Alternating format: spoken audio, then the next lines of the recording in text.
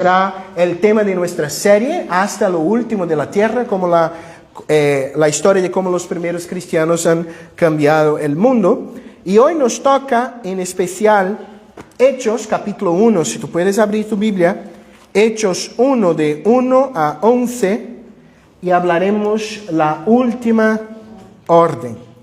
Hechos de los Apóstoles, después de los Evangelios, el primer libro, Hechos de los Apóstoles, capítulo 11, del verso 1, capítulo 1, perdón, del verso 1 al verso 11. La última orden. Hechos 1, de 1 a 11, dice así. En el primer tratado, oh Teófilo, hablé acerca de las cosas que Jesús comenzó a hacer y a enseñar, hasta el día en que fue recibido arriba, después de haber dado mandamientos por el Espíritu Santo a los apóstoles que había escogido, a quienes también, después de haber padecido, se presentó vivo con muchas pruebas indubitables, apareciéndoseles durante 40 días y hablándoles acerca del reino de Dios. Y estando junto, le mandó que no se fueran de Jerusalén, sino que esperasen la promesa del Padre, la cual les dijo: oíste de mí, porque Juan ciertamente bautizó con agua, mas vosotros seréis bautizados con el Espíritu Santo dentro de no muchos días. Entonces los que se habían reunido le preguntaron diciendo: Señor, ¿restaurarás el reino a Israel en este tiempo?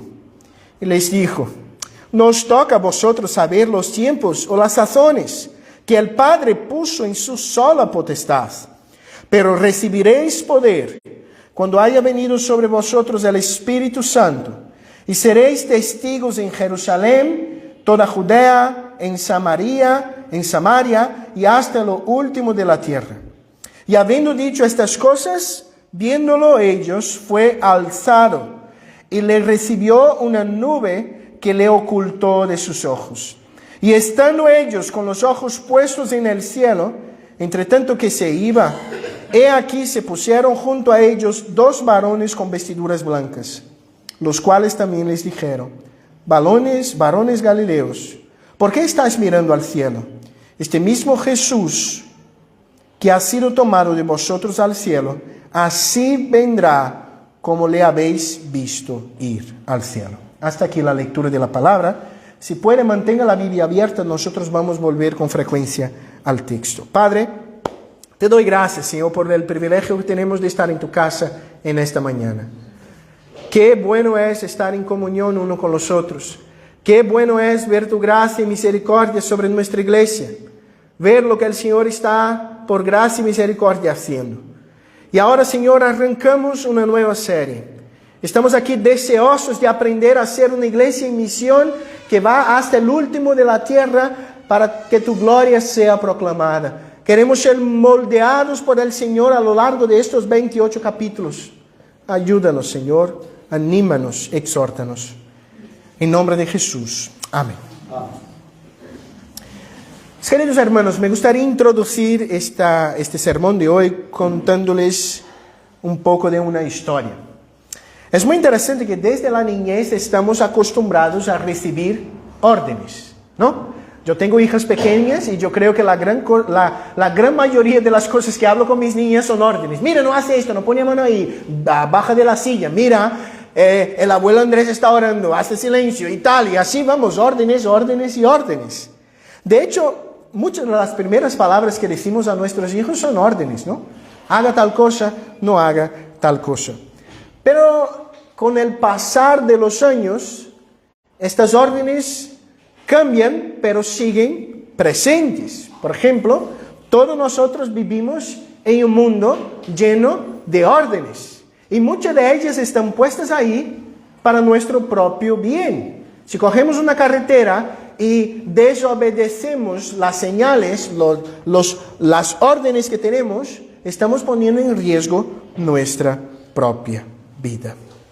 Pero, ¿hasta cuándo va nuestra capacidad de obedecer una orden? Me gustaría contar la historia, no sé si vosotros conocen la historia, de un hombre llamado Hiro Onoda. Hiro Onoda era un soldado japonés en la Segunda Guerra Mundial. Y en el año 1944, él fue enviado en una misión secreta a una isla de Filipinas llamada Lubang, y su misión sería introducirse en las líneas enemigas y llevar a cabo operaciones de vigilancia y sobrevivir de manera independiente hasta que recibiera nuevas órdenes. Y la última orden que Hiro Onoda ha recibido fue: no te rindas nunca. En 1944, un oficial del ejército imperial nipón japonés dijo: no te rindas nunca. Y este hombre, queridos hermanos, se quedó 30 años escondido dentro de una floresta, de un bosque en Filipinas, pensando que la guerra no había acabado y que estaba luchando contra un enemigo. Su historia, después de algunos años, se ha vuelto en una película que se quedó conocida, pero me llama la atención la capacidad que este hombre ha tenido de obedecer una orden, aunque todo a su alrededor dijera de alguna manera que no era más necesario obedecer esta orden. Y con esta historia en mente me viene la pregunta: ¿cuál es nuestra capacidad para obedecer órdenes? Hoy veremos la última orden de Jesús dada a su pueblo. Vamos a ver un momento después ya de la resurrección, donde Jesús reúne sus ejércitos, o por lo menos el cuerpo de élite de estos ejércitos, y les da las últimas órdenes, la última instrucción. Y yo creo, la verdad, que el libro de Hechos de los Apóstoles tiene mucho que ver con la capacidad que estos hombres han tenido de obedecer o no esta última orden. Como es el primer sermón de la serie, tengo que hablar un poco del contexto más amplio del libro de Hechos. Si estás familiarizado con la Escritura, sabéis que el libro de Hechos viene justo después de los 4 evangelios. Pero es muy interesante que en el orden canónico que tenemos, el libro de Hechos viene después del Evangelio según San Juan. No obstante, el libro de Hechos es el tomo 2 o la parte 2 del libro del evangelista Lucas. De hecho, Lucas escribió 2 libros, que es el Evangelio según San Lucas y Hechos de los Apóstoles. Y posiblemente él escribió un solo libro con 2 tomos. Es decir, un solo libro con 2 momentos. El primer momento destinado a narrar los hechos de Jesús, su encarnación, ministerio, muerte y resurrección. Y otro libro, que es lo que tenemos en manos, para narrar los hechos de los apóstoles en obediencia a las órdenes de este Jesús y cómo la iglesia de Cristo fue fundada y creció más o menos en un periodo de 30 años, que es el periodo que tenemos narrado desde el capítulo 1 de Hechos hasta el capítulo 28 de Hechos. Todos los 2 libros fue destinado, si tú miras ahí el versículo 1, él dice así: en el primer tratado, oh Teófilo. Si tú lees el Evangelio según San Lucas, va a leer: oh excelentísimo Teófilo. La palabra Teófilo es una palabra griega, es un nombre, pero es un nombre compuesto de 2 palabras muy curiosas. Significa literalmente amigo de Dios. Pero el hecho de que Lucas usó la expresión excelentísimo, este era un término utilizado para oficiales de alto rango del mundo político de Roma. Posiblemente Teófilo era una persona que creía en el Dios de Israel, un temeroso del Señor, como se dice en el Nuevo Testamento, que tenía relaciones con el pueblo de Israel, pero era romano, era un oficial romano, y de alguna manera Lucas escribe 2 libros de la Biblia que nos sirven de gran bendición para convencer a este hombre acerca de la obra de Jesús y de la obra dada por este Jesús a su iglesia. Lo que va a unir los 2 libros, los 2 tomos de este libro, es de hecho el tema que tenemos aquí. El Evangelio según San Lucas acaba con la ascensión de Cristo y el libro de Hechos de los Apóstoles empieza con la ascensión de Cristo. De alguna manera, la resurrección y ascensión es el puente por medio del cual Lucas escribe acerca de esta transición entre el ministerio de Cristo y el ministerio de la misma iglesia. Siendo así, queridos hermanos, me gustaría hablar tres cosas que encuentro en este texto acerca de esta última orden dada por Jesús en aquel contexto. La primera cosa que me gustaría hablar es de una promesa de aquel quien venció a la muerte. Si tú miras a partir del verso de número 3, después de esta introducción donde Lucas habla de Teófilo, habla que su libro tiene que ver, no, su primer libro tenía que ver con Jesús, con la enseñanza de Jesús, hasta el día en que él fue recibido arriba, es decir, en su ascensión. Él empieza a narrar un poco de lo que fue los últimos días de Jesús con sus discípulos. Y el versículo 3 dice, a quienes también después de haber padecido, se presentó vivo con muchas pruebas indubitables, apareciéndoseles durante 40 días y hablándoles acerca del reino de Dios. Es muy interesante que es central para Lucas la resurrección. Lucas no puede empezar el libro de Hechos sin lanzar los cimientos de que aquel personaje principal de la historia del cristianismo, Jesús, venció la muerte.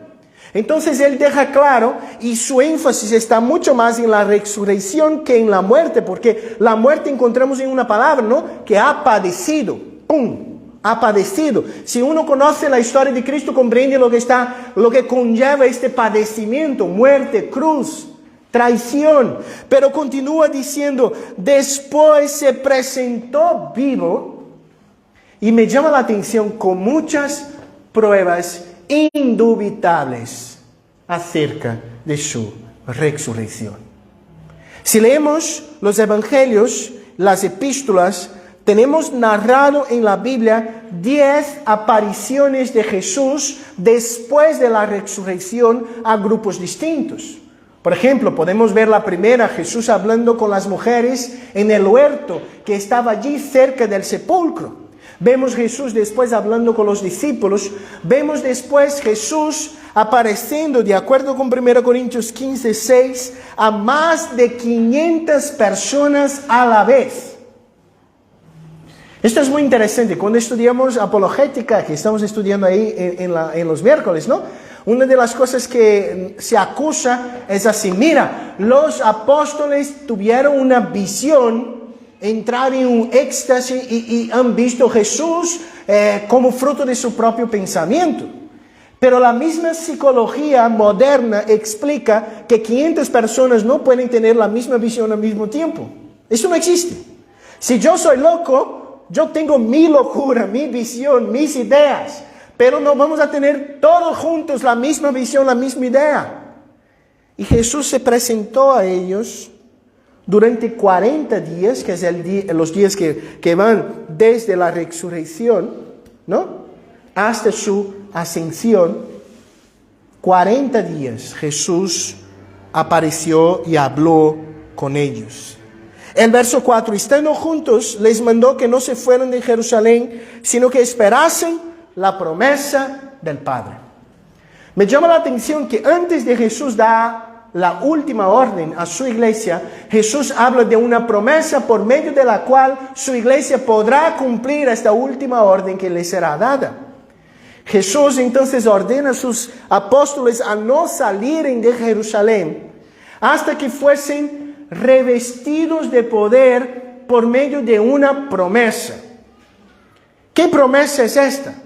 A lo largo de los evangelios, Jesús promete a sus discípulos que ellos no se quedarían huérfanos en el momento de que Jesús dejase esta tierra y fuese a habitar en su casa, en su hogar celestial, sino que Él enviaría ¿a quién?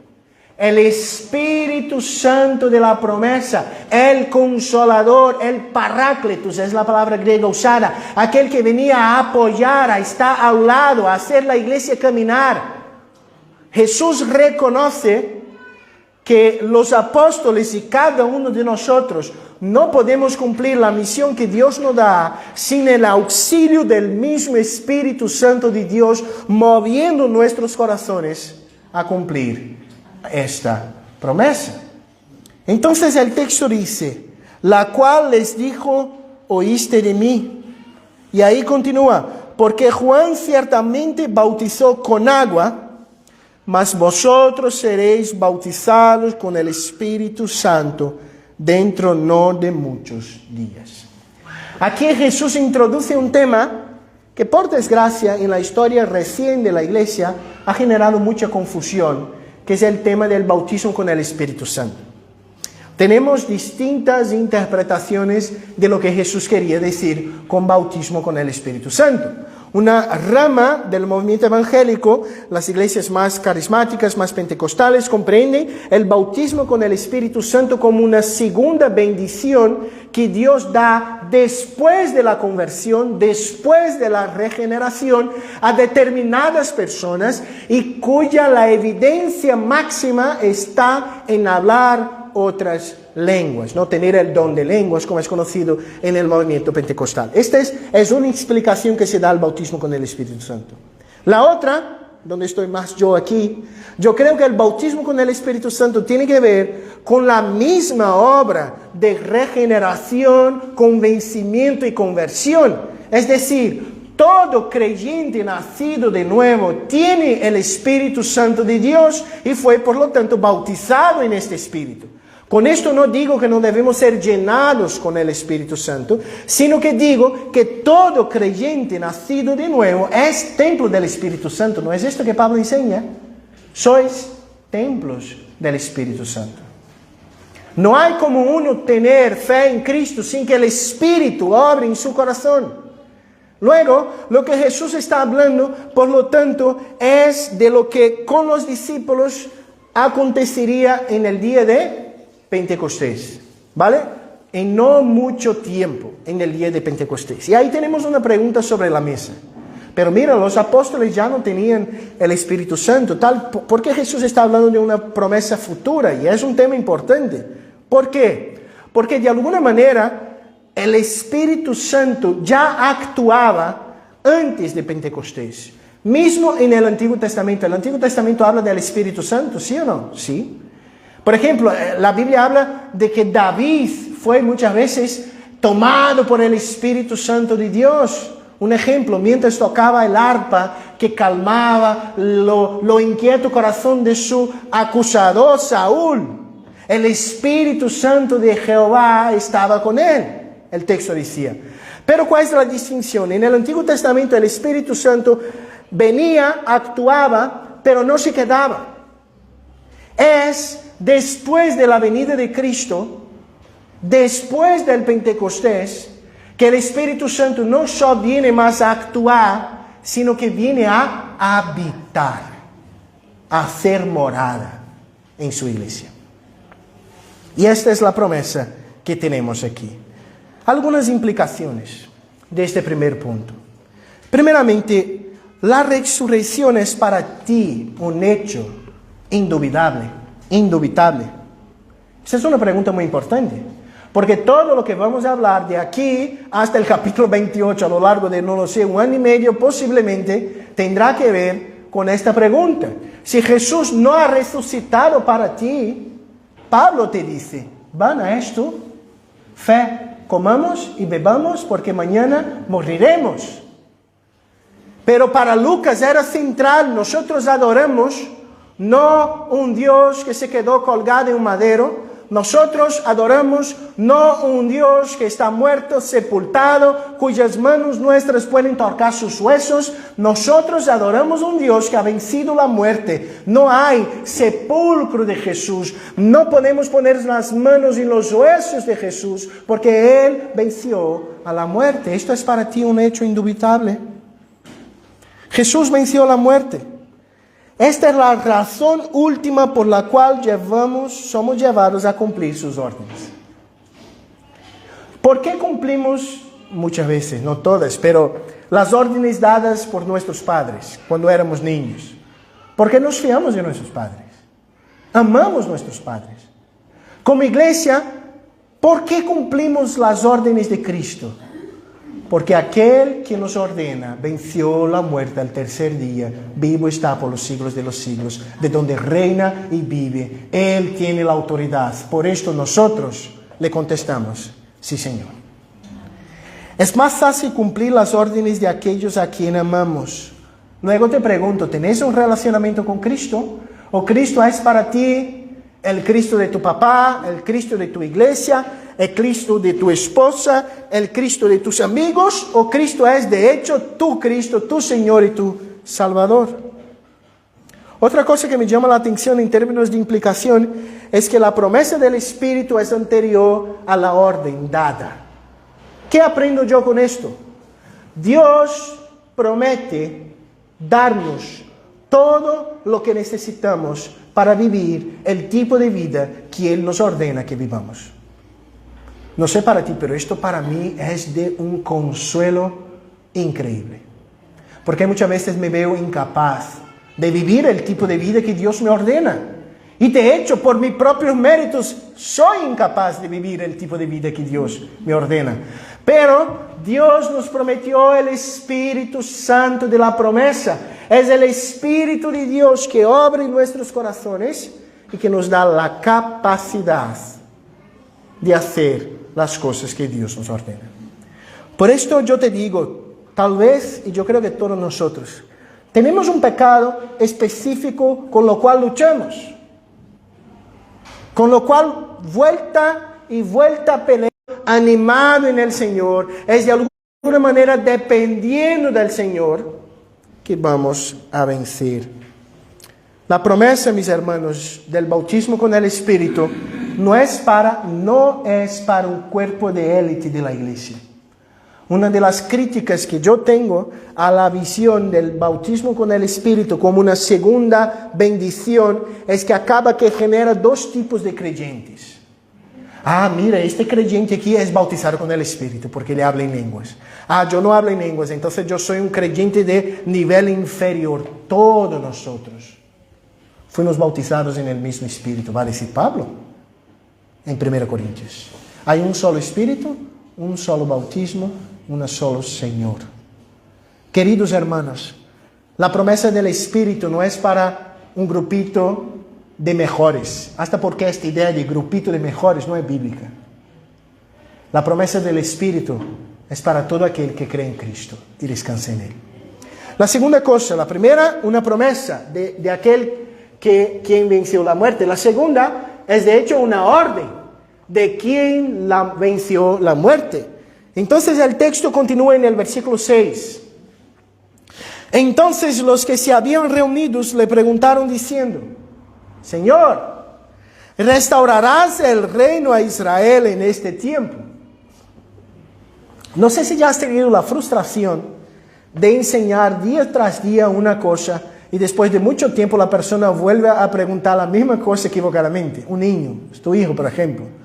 Tú hablas la misma cosa 10, 15, 20, 30 veces. Después de 6 meses tú crees, ya está, genial, ahora va. Y él viene con la misma cosa y tú te quedas. Esto es lo que pasó aquí. Jesús había pasado 3 años con estos hombres.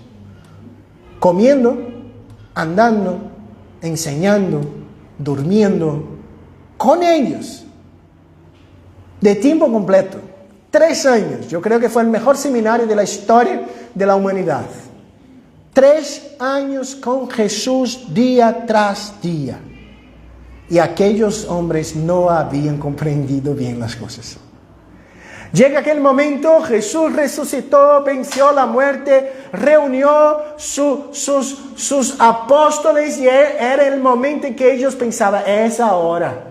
Donde Él va a decir, mira, llegó el momento, vamos a entrar en Jerusalén, sacar Roma, destruir el imperio, restaurar Israel, es el momento del reino, vencer ejércitos, armas, vamos a la pelea.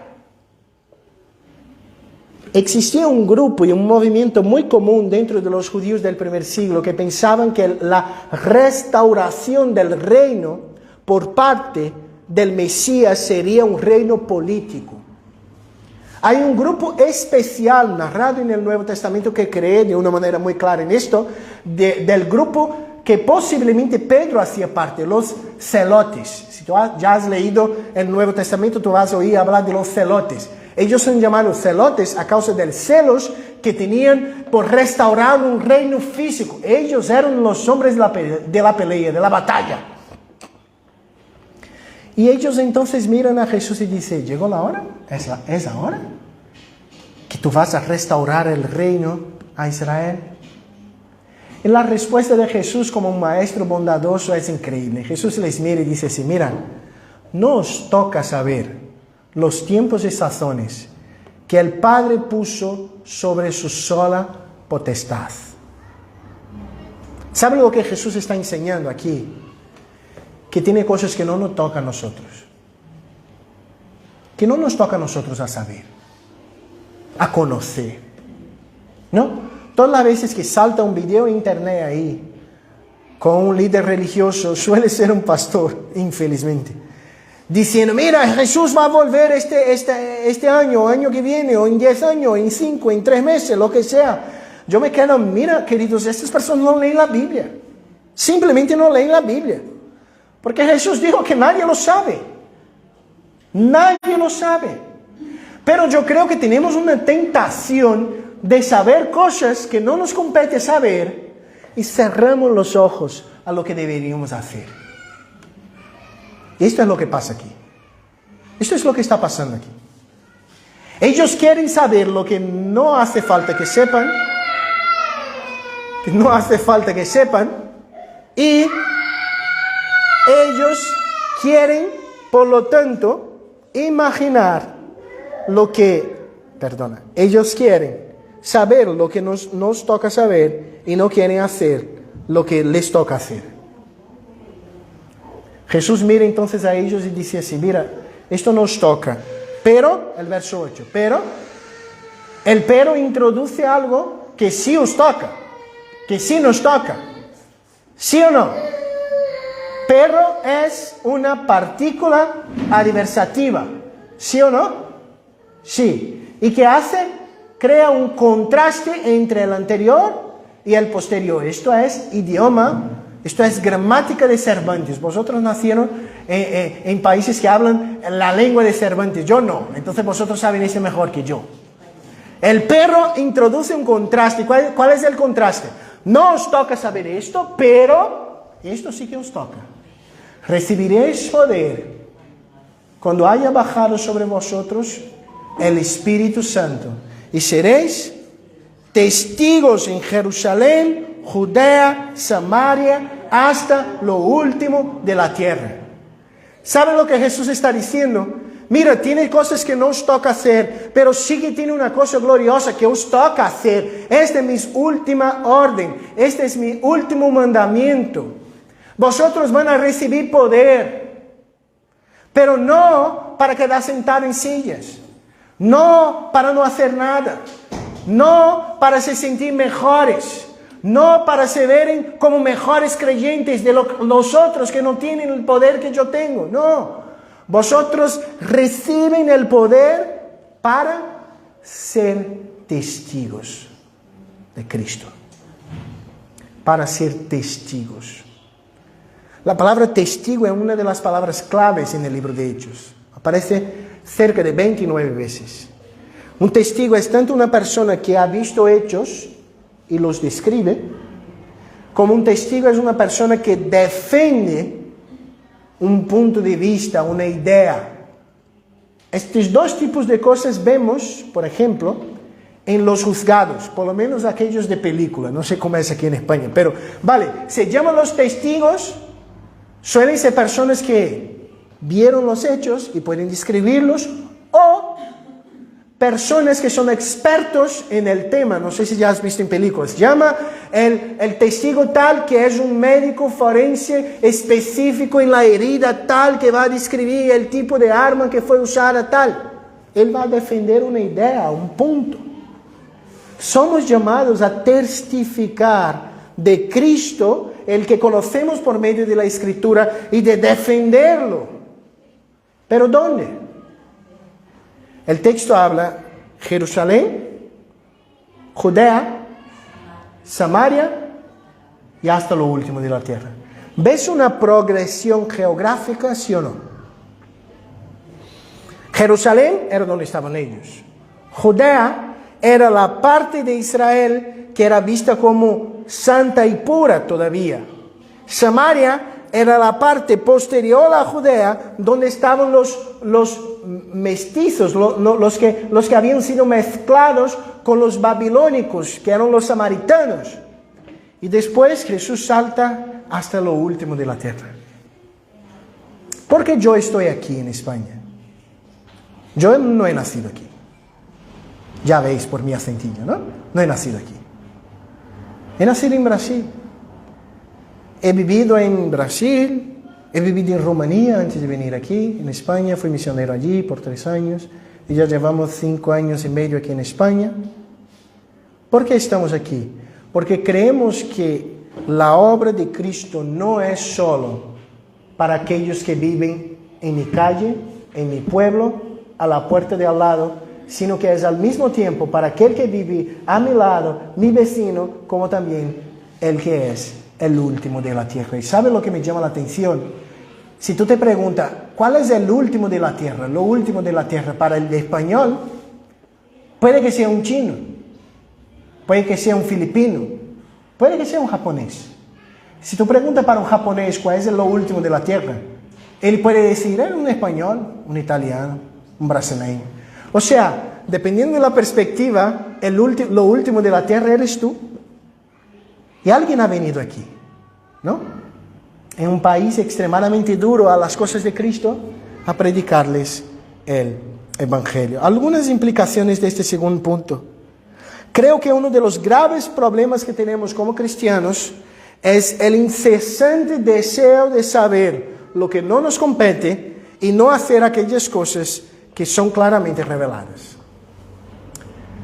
Yo creo que todos nosotros tenemos el desafío de saber la voluntad de Dios, ¿sí o no? Dios, ¿cuál es la voluntad del Señor para mi vida? Pero muchas veces deseamos la voluntad de Dios para cosas específicas, ¿no? Ah, Señor, ¿debo vivir en Don Benito o en Miajadas? ¿O en Lima? ¿Dónde debo estar? ¿O en La Habana? ¿Dónde voy? ¿No? Pero ¿sabe lo que pasa? Esto es curioso. Algunas veces no tenemos aquí niñas o niños jovencitos, pero voy a dar un ejemplo que puede que sirva para otros también. Ah, Señor, ¿con quién voy a casarme?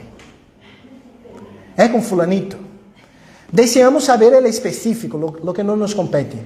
Pero tenemos un montón de cosas bíblicas que podemos poner principios bíblicos y no lo hacemos porque queremos el específico que no nos compete. Un ejemplo. La Biblia no va a decir con quién tengo que casar específicamente. Su nombre, su calle, su talla, su color de pelo, nada de esto. Nada de esto. Pero la Biblia va a decir un montón de cosas sobre con quién tengo que casarme. Una persona creyente que ama al Señor, que sea un buen marido y tal. O sea, ¿tenemos principios para aplicar, sí o no? Sí. La Biblia no va a decir, mira, sale de Don Benito y te va a tal sitio. Pero la Biblia va a dar principios sobre cuáles son tus motivaciones para cambiar. ¿Cuáles son tus motivos para mudarse? ¿Son bíblicos? ¿No son bíblicos? ¿Por qué deseas ganar más dinero?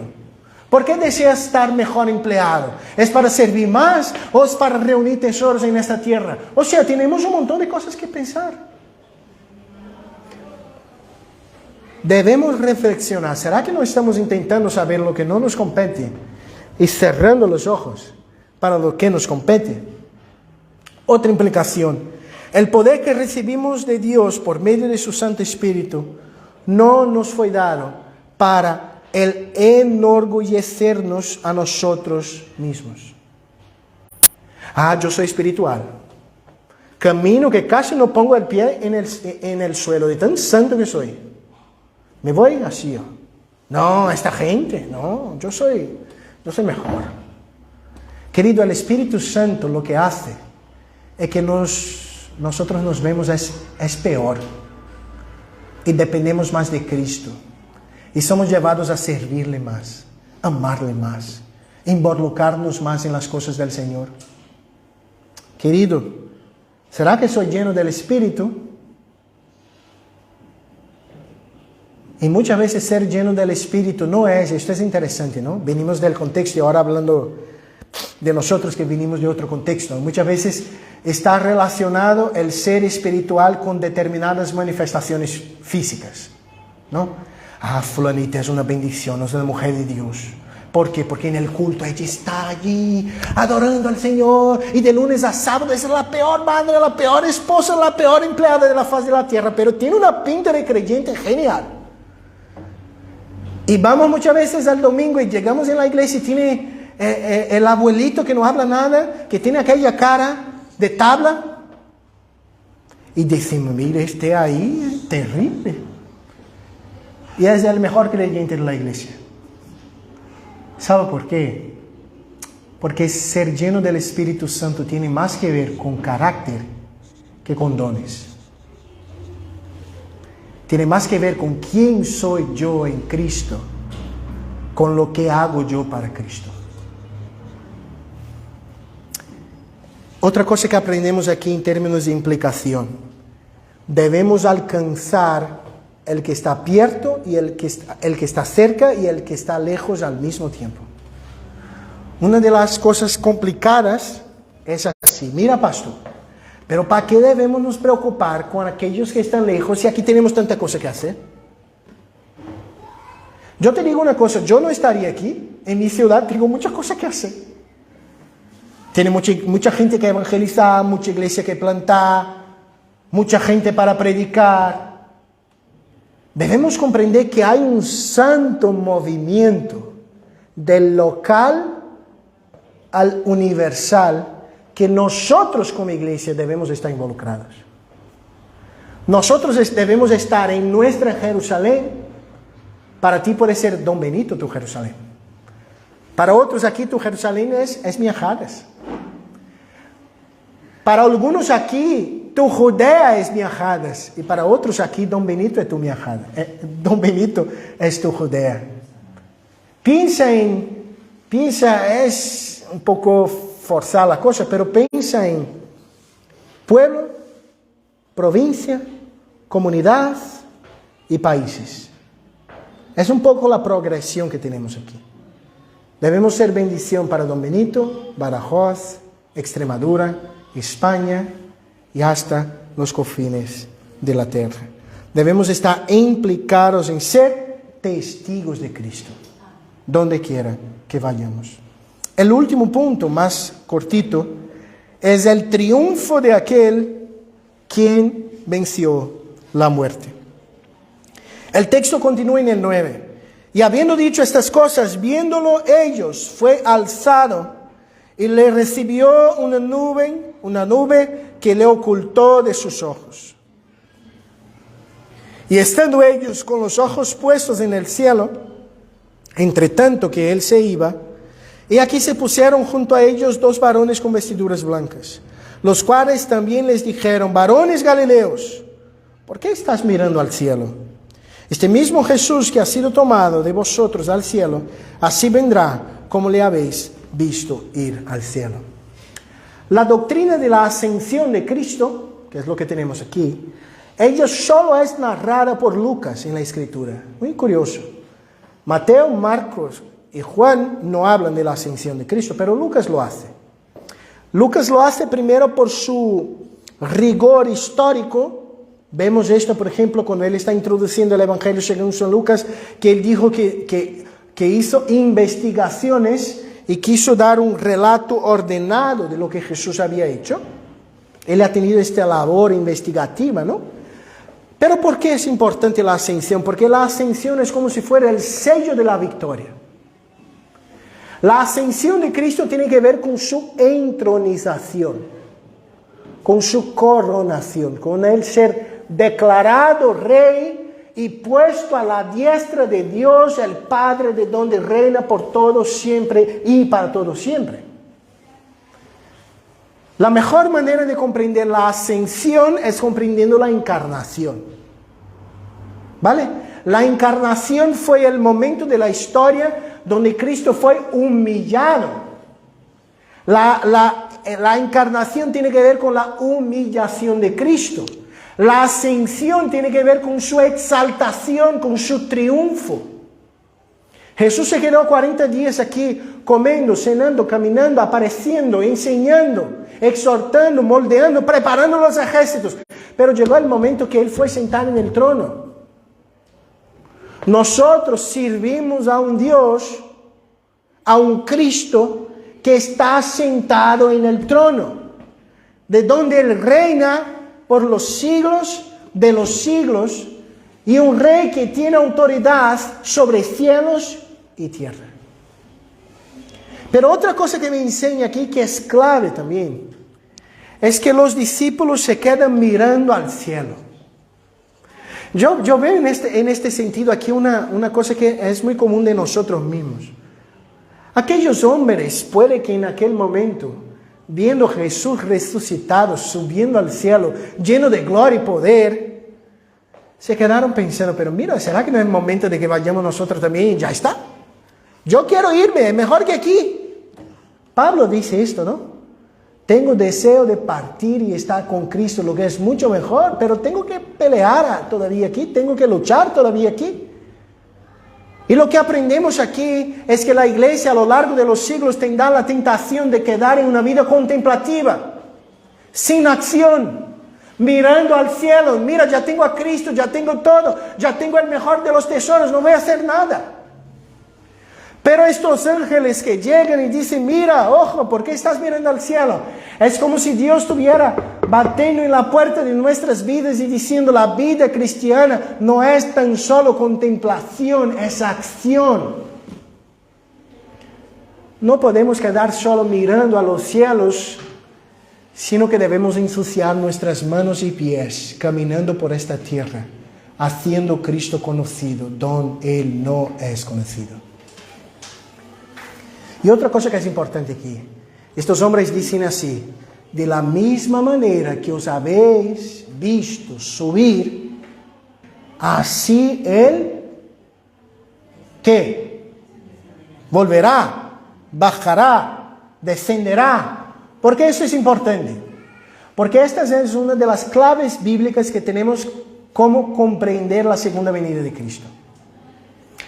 El tema de la segunda venida de Cristo es uno de los temas que genera más confusión en términos teológicos. Tiene opinión para todo, ¿no? Pero una de las más comunes, yo veo que es difícil que sea la verdadera. La más común es la doctrina de que Jesús vendrá, llevará a su iglesia en secreto, y se quedarán aquí algunos que van a tener una segunda oportunidad. Y ahí Jesús vuelve una vez más y pone el punto final en la historia, ¿no?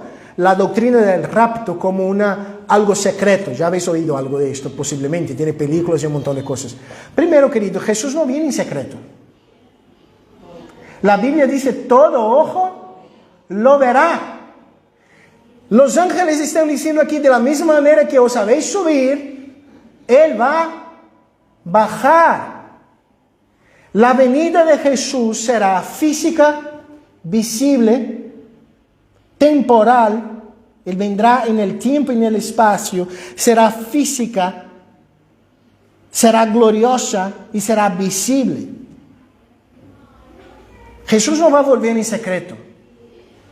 Y esta otra corriente tiene otro problema, porque esta idea de segunda oportunidad no la encuentra en la Biblia. Después de que Cristo viene, la cosa, ¡boom!, ya está, no tiene otra oportunidad. Pero Jesús volverá en gloria y majestad. Todo ojo lo verá, toda lengua lo confesará, toda rodilla se arrodillará delante del gran Rey que vendrá en gloria y majestad. Las últimas implicaciones. Aquel que nos ha dado su última orden fue entronizado a la diestra de Dios el Padre, de donde reina hoy mismo. Podemos ir hasta los confines de la tierra, porque hasta sobre los confines de la tierra Dios es Señor. No debemos tener miedo de lo que vendrá, de lo que pasará. Dios es el Rey del próximo paso. Dios es el rey del próximo pueblo, de la próxima esquina, de la próxima calle. Él es el Señor de los cielos y de la tierra. En la encarnación vimos la humillación de Cristo. En la ascensión vemos su exaltación. Querido hermano, cultuamos y adoramos un Dios que fue exaltado. Uno de los equívocos para mí común dentro del catolicismo romano, ¿no? Tenemos una cruz aquí. Esta cruz no tiene la imagen de Cristo, ¿vale? Y es muy interesante que la imagen más común del Cristo que vemos hoy es del Cristo sufridor, ¿no? Es del Cristo con las llagas, los dolores, la sangre, el sufrimiento. Y de hecho Jesús pasó por todo esto. Pero la cruz está vacía. El sepulcro está vacío. Él no es más el Cristo que sufrió. Él es el Cristo que triunfó. Nosotros adoramos un Cristo que no es más lleno de llagas, sino que está lleno de poder, gracia y autoridad, y que está sentado a la diestra de Dios. Nuestra vida cristiana no es una vida contemplativa, ¿vale, querido? Yo vengo a la iglesia, siéntome en la silla, canto alabanzas, oigo una predicación un poquitín larga, el pastor predica mucho, me voy a mi casa y no hago nada. Me quedo mirando al cielo. Esto no es vida cristiana. Vida cristiana es subir, no sé cómo se llama esto en castellano, ¿mangas? Subir las mangas de la camisa y trabajar y sudar para que el reino avance hasta lo último de la tierra. Conclusión. Empezamos nuestro sermón de hoy hablando de un hombre llamado Hiro Onoda, un soldado japonés que se quedó 30 años en un bosque de Filipinas obedeciendo una última orden que le fue dada. Y me gustaría acabar contando una otra historia. Ahora no de un soldado japonés, pero de una chica estadounidense débil, frágil, llamada Sophia Miller. Sophia Miller nació en Nueva York en 1910. Ella estudiaba en la Escuela Nacional de Diseño, una escuela muy prestigiada en Estados Unidos, cuando el Señor la alcanzó por medio del trabajo de GBU, lo que en España es GBU, Grupos Universitarios de Evangelización. Ella fue alcanzada por un grupo de universitarios y ha conocido a Cristo. Y entonces aquella joven, soltera, estadounidense, comprende que Dios le está llamando a servir en la Amazonia como misionera. Y aquella joven se desplaza primero a Colombia y se va entrando en la floresta, en la jungla amazónica, a trabajar con dos grupos de indígenas, los Curipaco y los Guaniba. Ella empieza por Colombia y va bajando a la Amazonia brasileña, a la Amazonia peruana, y va trabajando en toda la cuesta del río, trabajando a lo largo de 40 años como misionera entre los Curipaco y Guaniba. Todo el mundo de la cuenca del río conoce a Sophia Miller. Se dice que ella trabajaba mucho en la misma canoa, en el mismo barco, mientras se desplazaba de una aldea a otra, de una aldea a otra. Y después de 40 años de trabajo, ya con sus 70, 80 años, se vuelve a su país y es entrevistada por una periodista, por una reportera que hace la gran pregunta. Sophia Miller, ¿cómo fue tu llamado misionero? Sophia Miller mira a aquella mujer y le contesta así: no, yo nunca he tenido un llamado. Oí una orden y obedecí. No, yo nunca he tenido un llamado. Yo oí una orden y la obedecí. Mira, queridos, Dios, por gracia y por medio de Sofía Miller, plantó 50 iglesias en la Amazonia brasileña, colombiana, peruana. Imagina lo que Dios haría con los 20 y pico que estamos aquí. Que el Señor nos lleve a obedecer y que el Señor nos use para su gloria. Padre, te doy gracias por tu palabra. Te doy gracias por el privilegio de predicarla en esta mañana. Te pido, Señor, ayúdanos, Señor, a vivir para la gloria de tu nombre. Ayúdanos, Señor,